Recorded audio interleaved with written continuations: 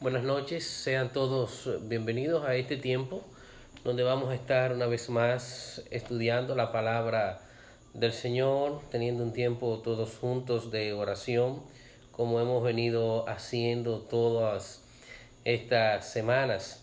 Qué bueno que podemos una vez más enfrentarnos a la palabra del Señor, enfrentarnos a ver qué tiene el Señor para nosotros en el día de hoy, cuáles son las cosas que debemos estar haciendo con respecto a la voluntad del Señor en este tiempo.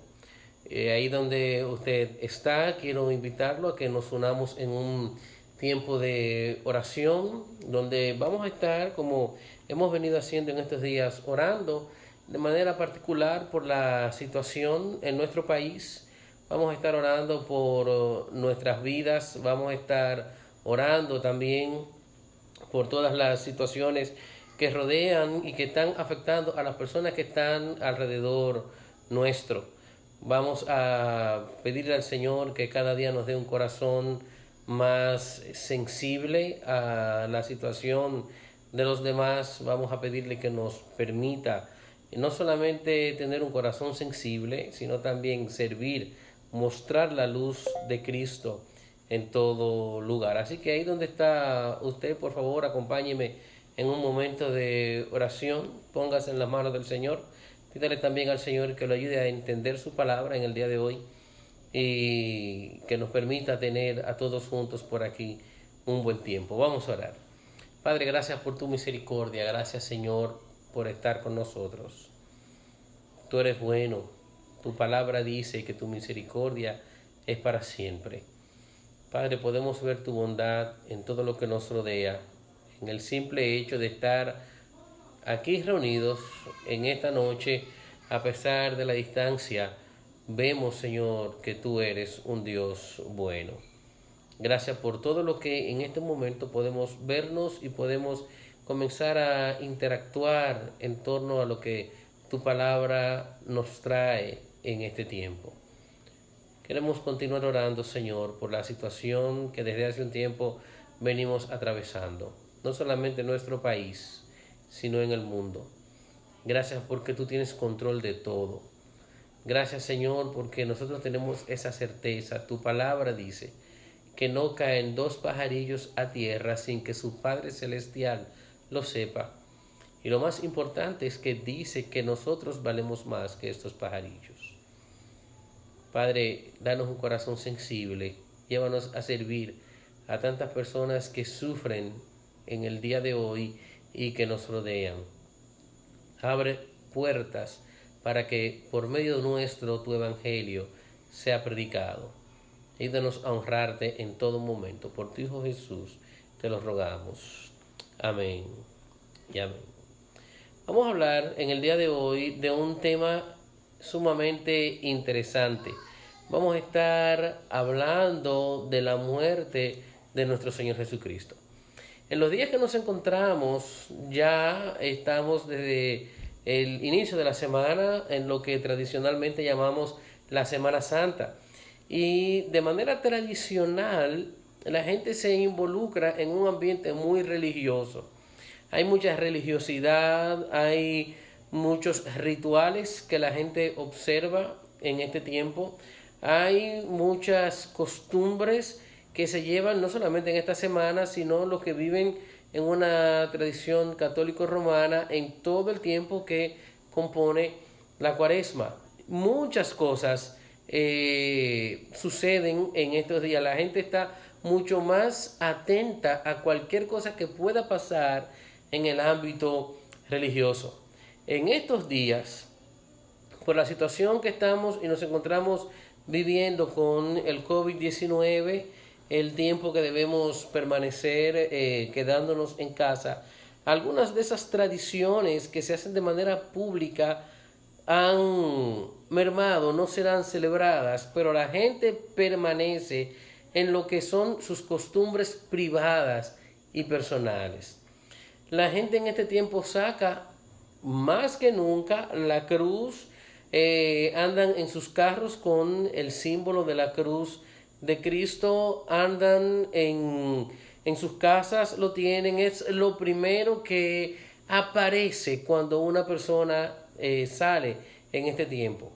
Pero yo quisiera que reflexionemos y que pensemos en el día de hoy, ¿cuál es la importancia de la cruz de nuestro Señor Jesucristo, de la muerte de Cristo? ¿Para qué murió el Señor Jesucristo? ¿Nos dice la Biblia algo claro con respecto a eso? ¿Tiene algún sentido que nosotros celebremos estas cosas? Yo creo que la verdad, no creo, sino estoy totalmente seguro, la verdad central de la fe cristiana es el sacrificio de nuestro Señor Jesucristo.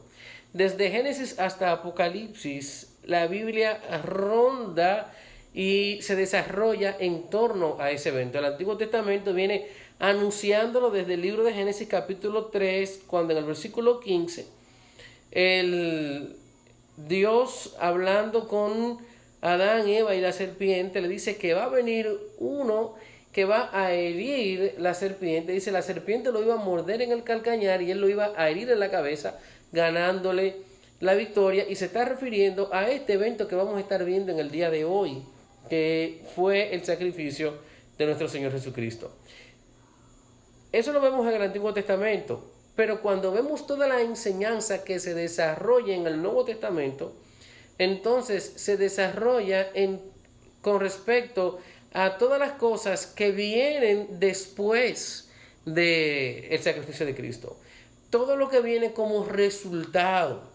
Y el primer resultado que tenemos es la salvación, es el perdón de nuestros pecados, es la liberación de la condenación que nosotros vivimos antes de conocer al Señor. Cuando nosotros pensamos en por qué es importante ver y reflexionar en torno a la cruz de Cristo, podemos pensar en algunas razones que vamos a ver así de manera rápida antes de irnos a nuestro texto base en el día de hoy. Cuando vemos la muerte de Cristo, lo primero que tenemos que saber es que ella representa el cumplimiento de las profecías. Muchas profecías se hicieron en torno a la venida, a la vida y a la muerte de nuestro Señor Jesucristo. Y cuando lo vemos en la cruz, muchas de estas cosas se cumplieron. Por ejemplo, en el capítulo 52 del libro del profeta Isaías, desde el capítulo 52 y el capítulo 53, es todo un desarrollo hablando acerca de lo que iba a ser el sacrificio de Cristo. Son los capítulos que nos muestran al Señor Jesucristo como un siervo sufriente. Y todo un desarrollo hace el profeta Isaías. Por ejemplo, en el versículo 4 él dice, ciertamente llevó él nuestras enfermedades, sufrió nuestros dolores, nosotros le tuvimos por azotado, por herido de Dios y abatido. Mas él herido fue por nuestras rebeliones, molido por nuestros pecados. El castigo de nuestra paz fue sobre él, y por su llaga fuimos nosotros curados. Todos nos descarriamos como ovejas, cada cual se apartó por su camino, mas Jehová cargó en él el pecado de todos nosotros. En este momento, cuando se escribió este texto, no había sucedido todavía el sacrificio de nuestro Señor Jesucristo. Es una profecía que está haciendo el profeta Isaías, que lo vemos cumplirse ya más adelante, cuando sí vemos a nuestro Señor Jesucristo sentenciado a la muerte. Pero la cruz también es importante porque esta representa el tema central, como les decía, del Nuevo Testamento. El Antiguo Testamento nos apunta a la cruz, nos da el anuncio de lo que viene, pero el Nuevo Testamento ya nos presenta el hecho, nos da un desarrollo de todo lo que aconteció allí y todo lo que viene después. ¿Cuál fue el resultado? ¿Cuáles fueron las implicaciones de esa muerte? Pero tenemos que saber también, otra razón de importancia es que la muerte de Cristo fue el principal propósito de su encarnación. Desde que nosotros vemos al Señor Jesucristo nacer como un niño, vemos cómo su nacimiento apunta directamente a su muerte. ¿Cómo vemos eso? Cuando llegaron los sabios de Oriente, tres regalos le trajeron al Señor. Oro, representándolo o reconociéndolo a Él como Rey. Incienso, reconociéndolo como digno de adoración. Y mirra, reconociéndolo como aquel que iba a morir por nosotros. La mirra era una especie de ungüento amargo que se hacía y se embalsamaban a las personas al morir para su conservación, digamos, para evitar su descomposición. Pero no solamente vamos a parar ahí, podemos hablar de que la muerte de Cristo fue un tema constante en su propia enseñanza. El mismo Señor estuvo anunciando constantemente su muerte. Y el pasaje que vamos a ver en el día de hoy es una muestra de eso.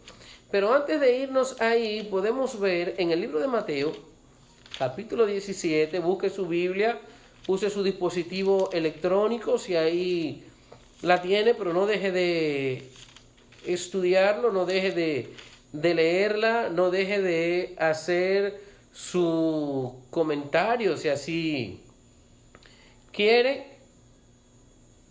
Podemos ver entonces en Mateo 17, en el versículo 22, cuando nos dice, estando ellos en Galilea, es decir, Jesús y sus discípulos, Jesús les dijo, el Hijo del Hombre será entregado en manos de hombres y le matarán, mas al tercer día resucitará.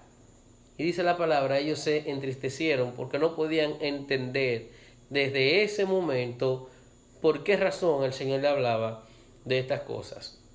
Todo el Nuevo Testamento nos refleja lo que es el desarrollo o las implicaciones del evento de la muerte de nuestro Señor Jesucristo. Las epístolas enseñan todo lo que tiene que ver con la teología en torno a la muerte de Cristo.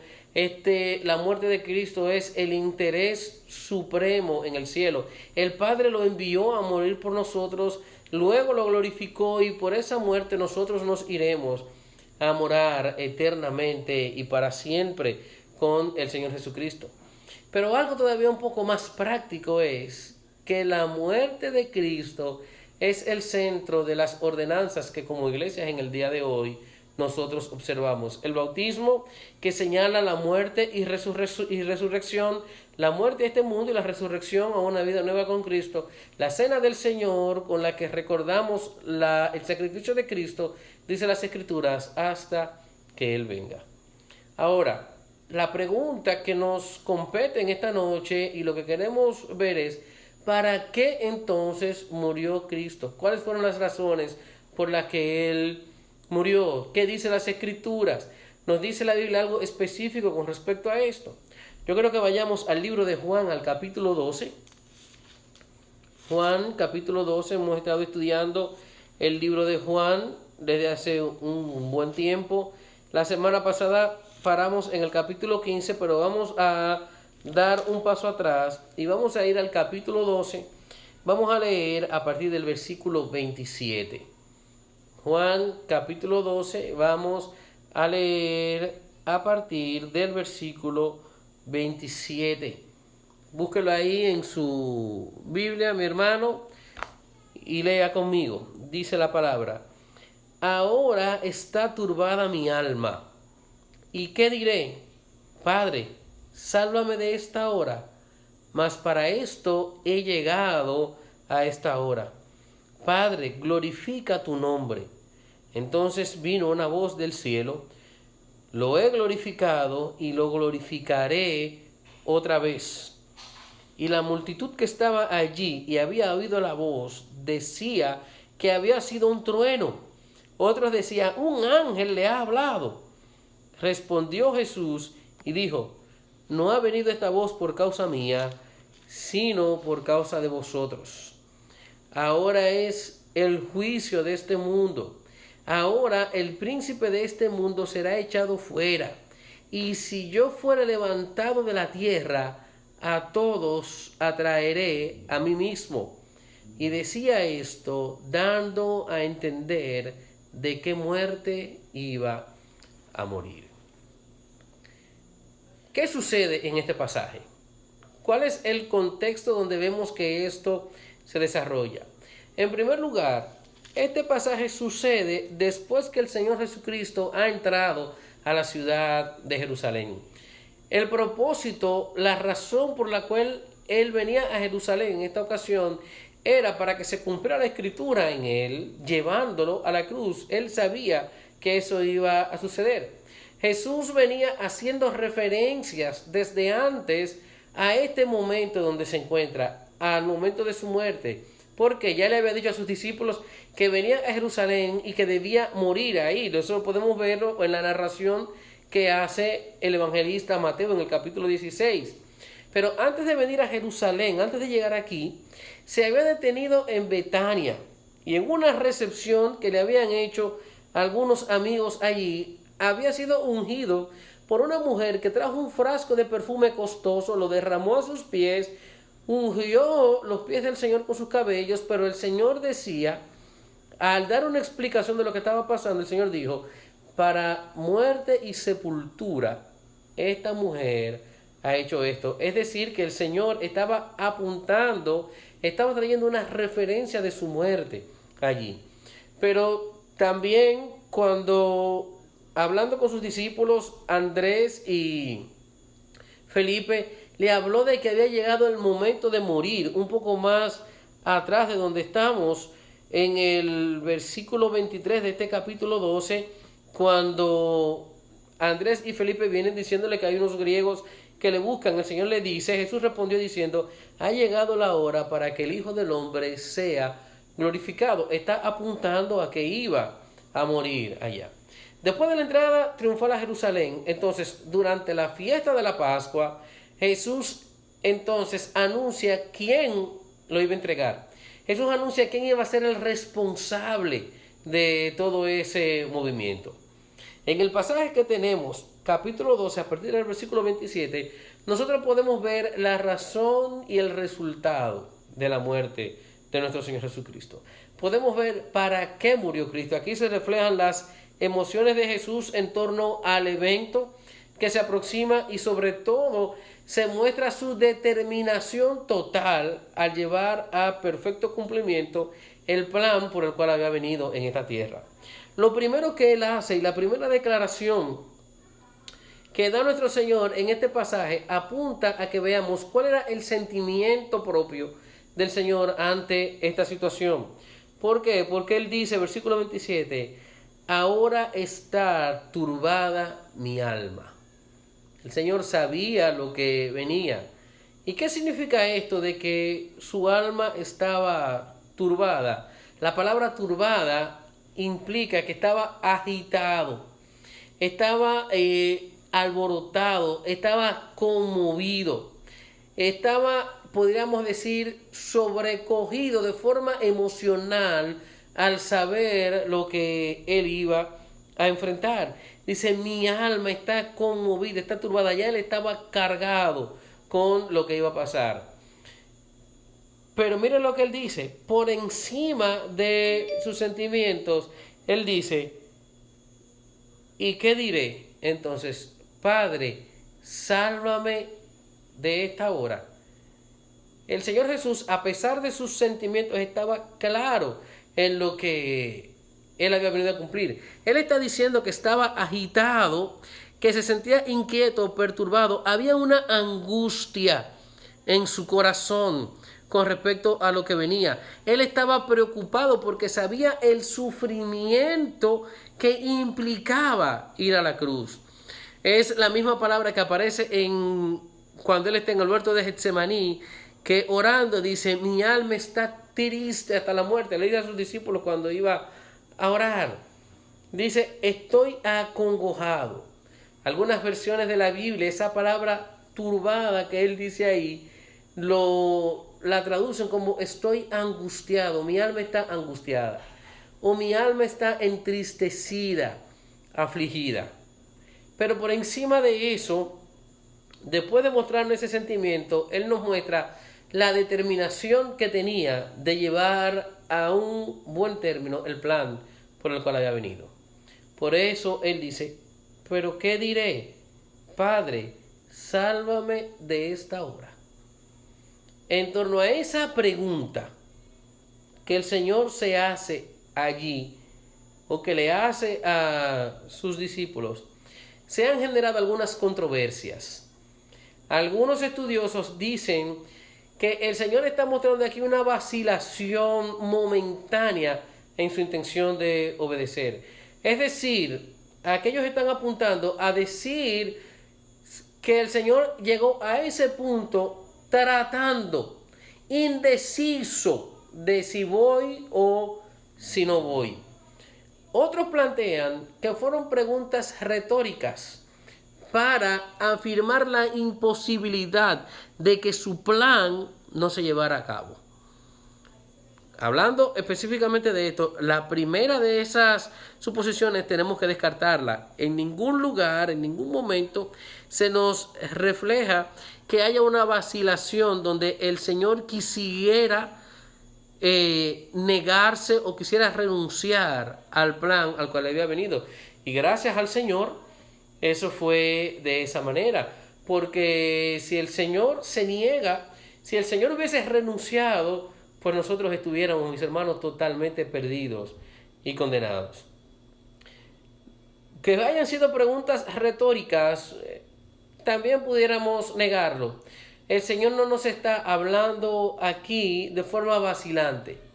Más bien podemos verlo como una pregunta con la cual Él quería reforzar su intención de ir a la cruz, de dar a conocer a sus discípulos la determinación que Él tenía. Es como cuando nosotros nos enfrentamos a algo y le preguntamos al que está con nosotros: ¿tú crees que yo no lo voy a hacer? ¿Tú crees que yo no lo voy a decir? No estamos diciendo que no lo vamos a hacer. Estamos afirmando nuestra determinación a llevar a cabo lo que estamos pensando. Es como cita uno de los comentarios que ustedes están mandando.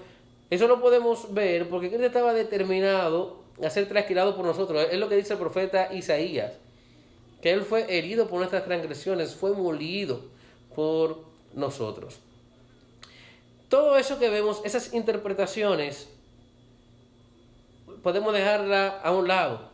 Lo cierto con esto es que tenemos que afirmar la determinación del Señor. Esta expresión, Padre, sálvame de esta hora, no se está refiriendo, no implica una desobediencia, sino que señala que Él no puede retroceder. Es lo que está diciendo: ya yo no puedo hacer otra cosa. Yo vine para llevar ese plan a cabo y voy a cumplirlo hasta el final. Cuando nos vamos a nuestro pasaje de Juan capítulo 12 y seguimos mirando lo que pasa allí, cuando vemos el versículo 28, encontramos allí la primera razón por la cual se ejecutó la muerte de nuestro Señor Jesucristo. Mira lo que dice el texto: Padre, glorifica tu nombre. Entonces vino una voz del cielo: lo he glorificado y lo glorificaré otra vez. ¿A qué se está refiriendo el Señor con esto aquí? Lo que nos está llevando a ver es que la primera razón por la cual Cristo murió fue para que Dios sea glorificado. Él no está pensando en Él no está pensando en sus planes, no está pensando en lo que podían ser sus intereses, no está pensando en lo que pudo haber sido su vida en este mundo. Lo único que Él está pensando es en que el Padre sea glorificado. Él lo dice: mi alma está turbada, yo he venido a esta hora, yo sé que voy a morir, pero no dice Padre, sálvame, quítame esto. Lo que le dice es: Padre, glorifica tu nombre, glorifícate, trae gloria por medio de este hecho. Cristo no pide gloria para Él, Él solamente quiere gloria para Dios, para que el nombre de Dios sea glorificado entre los hombres. Él sabe que la gloria será mostrada en algo especial por medio de la cruz. Él sabía que ese iba a ser un hecho sin precedente, un hecho sin igual en este mundo. a través del cual todos los hombres van a tener que glorificar al Padre. Hacerlo en todo momento, hacerlo en todo lugar. Esta es una revelación de que la gloria de Dios no era algo pasajero, sino algo que duraría por el resto de la historia del hombre. La cruz de Cristo es un evento central en la historia de la humanidad. Y es un evento que va a permanecer para siempre. El Padre confirma esa gloria. El Padre le dice, así será, yo lo he glorificado y lo voy a hacer una vez más. Es la tercera vez que el Padre habla. Había hablado en el bautismo, Mateo capítulo 3, cuando vemos al Señor bautizado, dice que vino una voz del cielo que dijo, este es mi Hijo amado. Eso mismo sucedió en el Monte de la Transfiguración, capítulo 17 del libro de Mateo, y eso lo vemos suceder aquí también. El Padre está respaldando totalmente la acción de su Hijo y de nuestro Señor Jesucristo. Su pesar se debía a que Él tenía que cargar nuestro pecado. Bien cierto ese comentario que están enviándonos por ahí. Su pesar se debía a que Él iba a cargar con nuestro pecado. Él iba a sufrir una separación, pero en esa separación momentánea que iba a sufrir de Dios, Dios iba a ser glorificado. Glorificado por la obediencia absoluta de su Hijo Jesucristo. Glorificado también porque nuestra redención iba a salir de ese momento. La gente no podía entender esa gloria, puesto que habían desechado a Jesús. No lo comprendieron. Juan, al inicio de su evangelio, en el capítulo 1, dice que a los suyos vino y los suyos no le recibieron. Esa palabra, no le recibieron, apunta a que no entendieron a Cristo, no lo comprendieron. Y no lo comprendieron en ningún momento. Aún el significado de la cruz no lo comprendieron tampoco. Cristo murió para que el Padre sea totalmente glorificado. Pero hay algo más también que debemos ver. Y los animo a que sigan leyendo las Escrituras. Si tienen algún comentario, pueden hacerlo ahí a través de su dispositivo y podemos compartirlo desde acá. El segundo motivo que vemos comienza en el verso 31. Miren lo que dice el verso 31. Ahora es el juicio de este mundo. Ahora el príncipe de este mundo será echado fuera. Ahí tenemos una razón más de para qué murió Cristo. ¿Saben para qué? Cristo murió para condenación de la maldad. Número 1, murió para que el Padre sea glorificado. Número 2, murió para condenación de la maldad. La condenación de este mundo. Al hablar de este mundo, Juan está apuntando a todo un sistema satánico y de maldad en el que todos los que son parte de él, es decir, aquellos quienes se rebelaron contra Dios, quienes no le conocen, están involucrados. Este mundo había rechazado a Jesús y ahora estaba siendo condenado por ese rechazo. Eso es lo que dice el versículo 31. Ahora es el juicio de este mundo. Y no solamente el juicio en ese momento donde iban a ser condenados, sino que en la cruz de Cristo comenzó la cuenta regresiva para el juicio en el trono delante de Dios. Comenzó la cuenta regresiva para que cada hombre tenga que comparecer ante el trono. Todos vamos a ser juzgados. Y no solamente está el juicio del mundo, sino está la condenación de Satanás aquí envuelta. Mira también lo que dice. La primera parte habla del juicio de este mundo. La segunda parte dice, ahora el príncipe.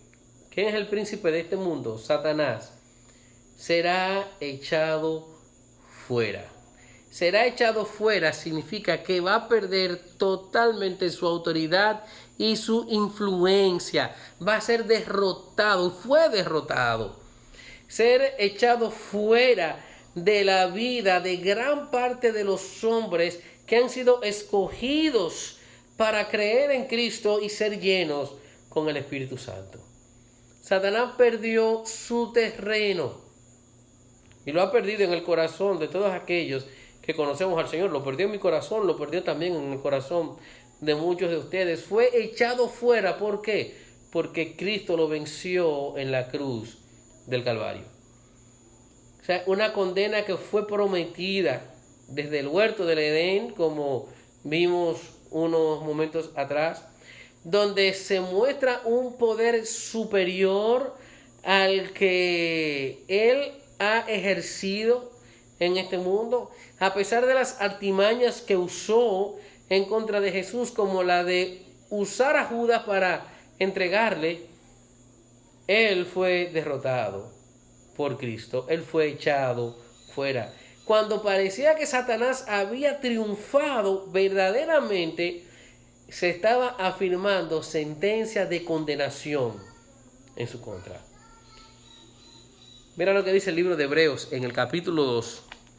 Dice: por tanto, ya que ellos son de carne y hueso, Él también compartió esa naturaleza humana para anular, es decir, para destruir o para quebrantar mediante la muerte al que tiene el dominio. Esa palabra dominio podemos traducirla también como imperio o poder. Al que tiene el poder de la muerte, es decir, al diablo. Eso dice la palabra de Dios en Hebreos capítulo 2, versículo 14. Cristo murió para destruir a aquel que tenía el dominio sobre la muerte. Él le ganó la batalla. Por eso dice la Biblia, nosotros podemos afirmar con certeza: ¿dónde está, oh muerte, tu aguijón? Cristo la venció en la tumba. C.S. Lewis, en su narrativa de las Crónicas de Narnia, en el libro de El león, la bruja y el ropero, cuando narra la muerte de Aslan, que en esa saga representa a Cristo, lo narra estando Aslan tendido en la mesa de piedra. La bruja blanca, que representa a Satanás, ha hecho una reunión con todos sus secuaces, con todos aquellos que estaban celebrando con ella que el gran león había sido derrotado.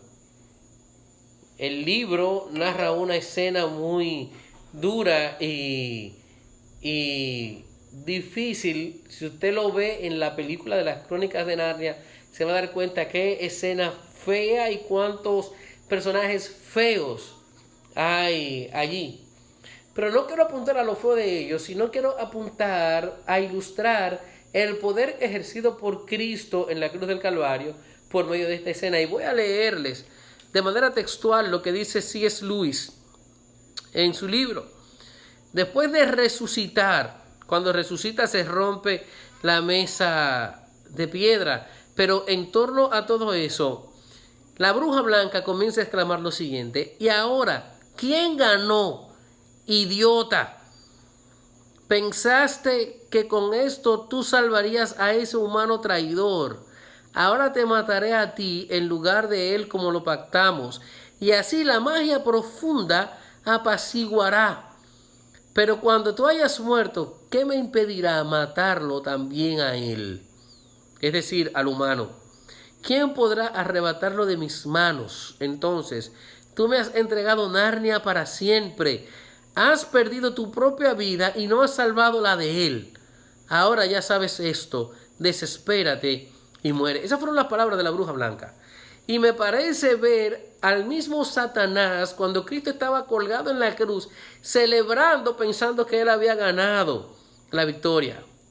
Pero miren cuáles fueron las palabras de Aslan al resucitar entonces. Le dice a las dos niñas que estaban con él: a pesar de que la bruja sabía de la magia profunda, hay una magia más profunda que ella no conoce. Su saber llega solo hasta el amanecer del tiempo. Ella no puede ir Ella no puede mirar hacia atrás en la oscuridad y la quietud antes de que el tiempo amaneciera. ¡Wow! ¡Qué maravilloso es eso! ¡Qué maravillosa narración hace C.S. Lewis! Y yo les recomiendo a todos los que tienen hijos pequeños en edad escolar y aún los adultos que quieran, pueden disfrutar de una maravillosa historia al leer las Crónicas de Narnia. Un buen libro que va a inspirar la imaginación sana de sus hijos. Pero me encanta esa narración porque muestra el poder de Dios. Me muestra el poder ejercido por Cristo. Cuando Cristo murió, la tierra tembló. El velo del templo se rasgó, mostrando su poder absoluto sobre Satanás y abriéndonos un camino totalmente libre para llegar a la presencia del Padre. Cristo murió para eliminar el poder de Satanás, para eliminar su poder de todas las naciones. Dice la Biblia que por la cruz de Cristo, de todas las naciones vendrán a Cristo. Y esa imagen la encontramos en este mismo capítulo 12 de Juan, cuando unos versos más atrás vienen los griegos a querer hablar con él. Los gentiles, que representan todo el resto de la humanidad que no son judíos, vendrán a Cristo por su sacrificio. El poder de Cristo no fue algo local, fue un poder mundial. Todos estamos allí abarcados. Satanás no tiene dominio del mundo. Tiene influencia en el mundo, pero el dominio lo tiene nuestro Señor Jesucristo. Él lo ha vencido. Y cuando venga por segunda vez, lo va a condenar para siempre. Ya no vendrá como un siervo sufriente, vendrá como un rey que viene a juzgar a todos aquellos que lo han traicionado, comenzando por el mismo diablo. Entonces vemos dos razones por las cuales murió Cristo. En primer lugar, vimos en el versículo 28 que Cristo murió para que Dios sea glorificado. En segundo lugar, en el versículo 31 vemos que Cristo murió para la condenación de la maldad. En mi vida y en tu vida, condenación de la maldad. Condenación de la maldad en el mundo. Y eso nos lleva a una tercera razón que encontramos en el verso 32. Vaya a su Biblia una vez más y mira lo que dice. Y si yo fuera levantado de la tierra, a todos atraeré a mí mismo. ¿Sabe para qué Cristo murió? Para que todos los hombres puedan ser salvos. ¿Sabe para qué Cristo murió? Para que nosotros podamos tener perdón de nuestros pecados y podamos relacionarnos directamente con Dios. Es esto lo que significa este versículo.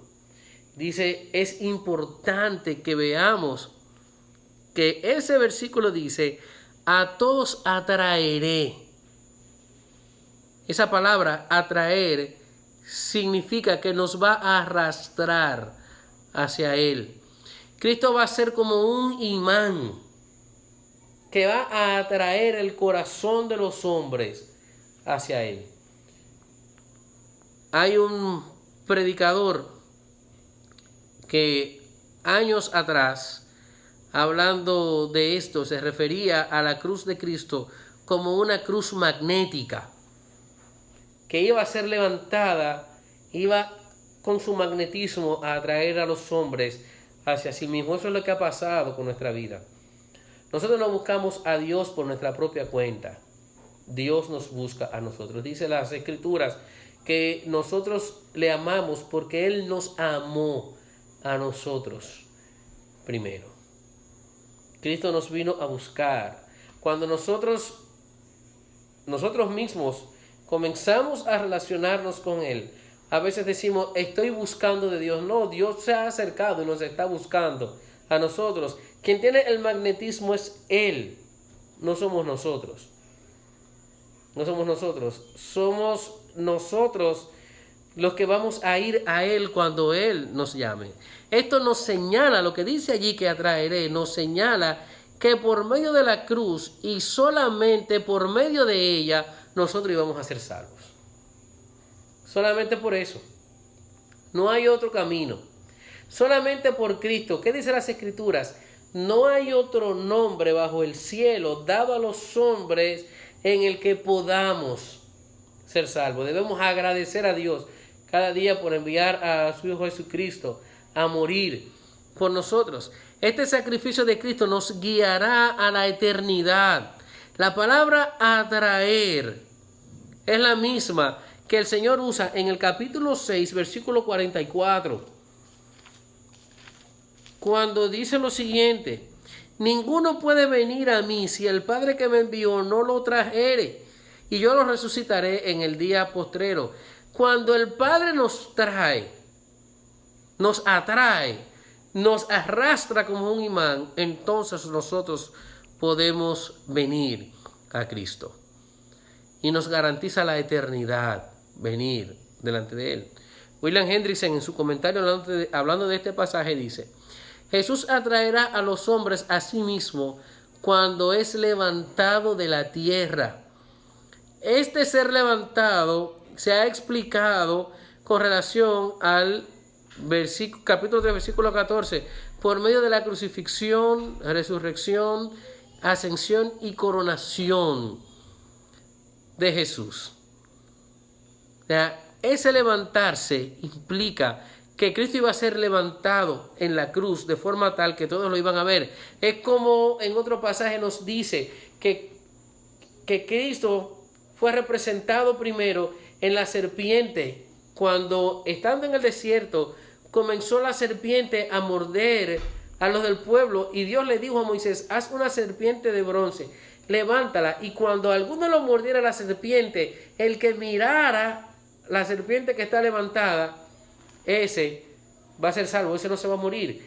Cristo es para nosotros esa serpiente que tuvieron los judíos en el desierto, porque solamente a través de Cristo nosotros vamos a tener acceso al Padre.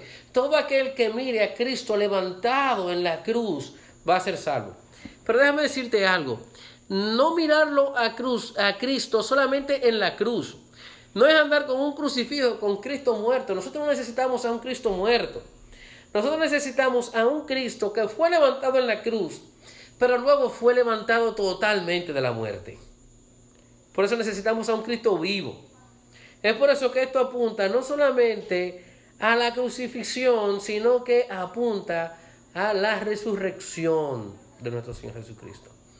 No solamente por medio de la cruz, de su muerte. La muerte derrotó a Satanás y al pecado, pero su resurrección compró una nueva vida para nosotros. El verbo atraer también. Tenemos que saber, mis hermanos, que enfatiza el hecho de la iniciativa divina. Enfatiza el hecho de la iniciativa de Dios, no del hombre natural. Vuelvo y te lo ilustro con un imán.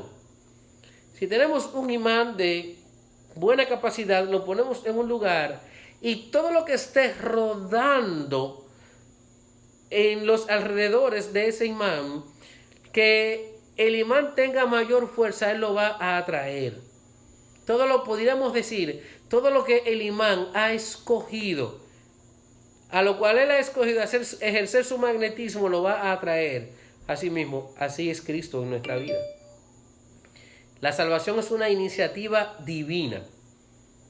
Y Dios va a atraer hacia sí mismo todos aquellos que Él ha decidido, o sobre los cuales Él ha decidido ejercer su magnetismo. Todo lo que Él ha escogido para sí mismo. El hombre natural no puede buscar de Dios porque para él las cosas de Dios son una locura. No hay nada bueno en él. Mira cómo dice el apóstol Pablo en el libro de Romanos, capítulo 3. Busca en su Biblia Romanos capítulo 3, el versículo número 11. Mira lo que dice: no hay quien entienda, no hay quien busque a Dios. Los hombres por nosotros mismos no podemos buscar a Dios. Versículo 12 dice: Todos se desviaron. A una se hicieron inútiles. No hay ni siquiera quien haga lo bueno. No hay. No hay. Necesitamos a Cristo. Necesitamos la cruz de Cristo. En estos días, muchos van a festejar la cruz. Son muchas las cosas que se van a realizar en torno a la cruz de nuestro Señor. Son muchas las actividades, son muchas las conversaciones que se van a desarrollar en torno a la cruz de Cristo. Ahora, tenemos que saber de qué va a servir todo eso si no lo hacemos reconociendo lo que dice las Escrituras. No nos va a servir de nada. Sacar la cruz esta semana y guardarla el próximo lunes no va a servir de nada para nuestra vida. Lo que nos va a servir es reconocer ese sacrificio en nuestro corazón y reconociéndolo, reconocer a Cristo como Señor y Salvador de nuestra vida. Eso es lo que nos va a salvar, porque no hay otro nombre bajo el cielo dado a los hombres en que podamos ser salvos. Hay un solo camino, y ese camino se adquiere por medio de la fe en el sacrificio de nuestro Señor Jesucristo. No en lo que nosotros podemos hacer, sino en lo que Él ya hizo. Murió, glorificó al Padre, derrotó a Satanás y con su muerte clavó nuestros pecados en la cruz y nos concede entonces la vida eterna y la salvación. Todo lo que dice aquí en este pasaje, cuando nos dice a todos atraeré a Él, no apunta a todo el mundo, apunta a todos los que Cristo decide darle el regalo de la vida eterna. Nosotros podemos disfrutar de ese regalo porque conocemos a Cristo.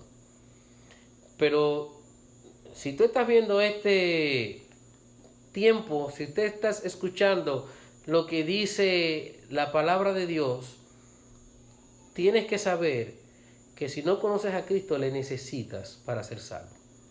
Tienes que saber que la celebración, el festejo de la Semana Santa, no debe ser un festejo hueco.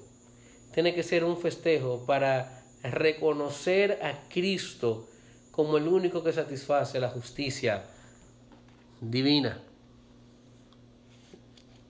Cuando vemos a esto, cuando vemos lo que dice la palabra de Dios, tenemos que reconocer que no hay acceso a Dios sin la cruz. No importa lo que tú puedas hacer, no hay acceso a Dios sin la cruz. No importa los métodos que puedas usar, no hay acceso a Dios sin la cruz. No importa lo bueno que tú entiendas que eres, no hay acceso a Dios sin la cruz de Cristo. Recuérdalo, Cristo vino para glorificar al Padre, murió para derrotar a Satanás, murió para perdonar nuestros pecados y darnos la salvación. ¿De qué manera nosotros aplicamos esto a nuestra vida? ¿Cuáles cosas podemos hacer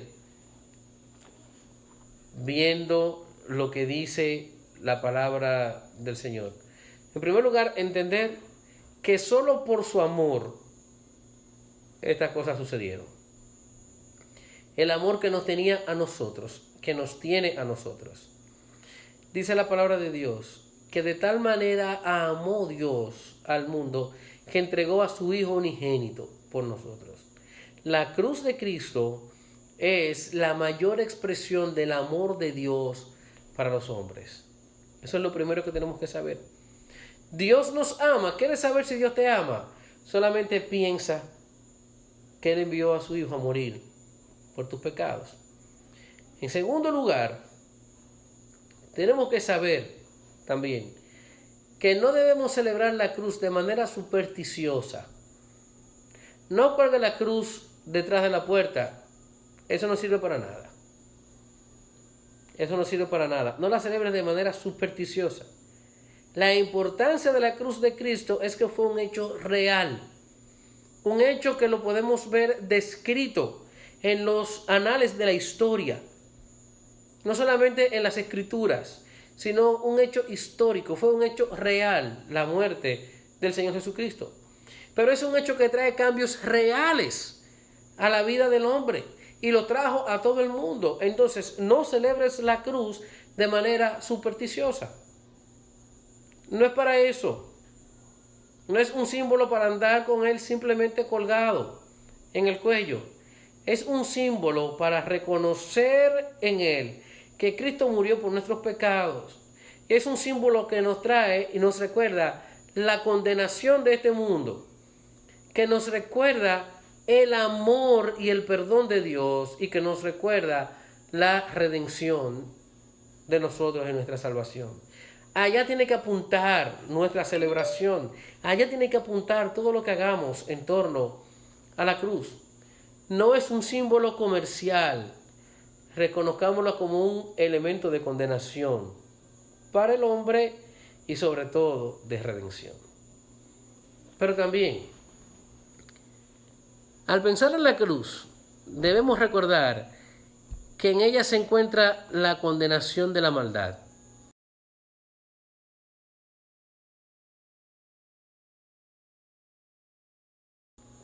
Por tanto, mi hermano, cuando estás siendo atacado por el ego, cuando estás siendo atacado por Satanás, cuando estás trayendo tu pecado a tu pensamiento, cuando te está acusando, recuérdale que Cristo murió por tus pecados. Dice la palabra, no hay condenación para los que están en Cristo. ¿Por qué? Porque a través de la cruz, Cristo clavó el acta de los decretos que nos acusaba a cada uno de nosotros. No hay condenación. Recuérdale constantemente que Cristo fue a la cruz para derrotarlo a Él. Y que nuestra vida no depende de Él, depende del poder de Cristo. La muerte no tiene victoria sobre nosotros. ¿Dónde está, oh muerte, tu aguijón? ¿Dónde, oh sepulcro, tu victoria? Cristo los derrotó. Y hay algo más. Si usted no conoce a Cristo, o si usted luego quiere compartir estas palabras con alguien que no conoce a Cristo, no hay nada mejor que hablarle de la cruz. Cristo murió para el perdón de los pecados. Y Él es el único nombre en el cual podemos ser salvos, dice la Escritura. Cuando usted piense para qué murió Cristo, cuando alguien le pregunte para qué murió Cristo, déle esas 3 razones. Juan capítulo 12. Llévelo a entender que Cristo murió para que el Padre sea glorificado. Cristo murió para la condenación de la maldad. Cristo murió por nuestra salvación. Que el Señor nos ayude a ver el verdadero significado de la cruz. Que el Señor nos ayude a ver verdaderamente lo que Él tiene para cada uno de nosotros, en medio o a la sombra de la cruz. Traiga su vida a los pies de Cristo cada día. Dele gracias al Señor por su sacrificio. La muerte de Cristo es nuestra vida. Dele gracias al Señor por ello. Si usted ha visto este mensaje, ha escuchado la palabra de Dios y ha entendido, entréguele su corazón al Señor. Cristo lo ha hecho entender lo que Él tiene para usted. Dele gracias a Dios por eso. Y si quiere mayor información, si quiere continuar hablando acerca de esto, comuníquese con nosotros. Puede escribirnos a info@ibcentralrd.org. info@ibcentralrd.org. Nosotros estaremos en contacto con usted y lo ayudaremos a conocer al Señor y crecer en una vida de piedad que le agrade y le glorifique a Él.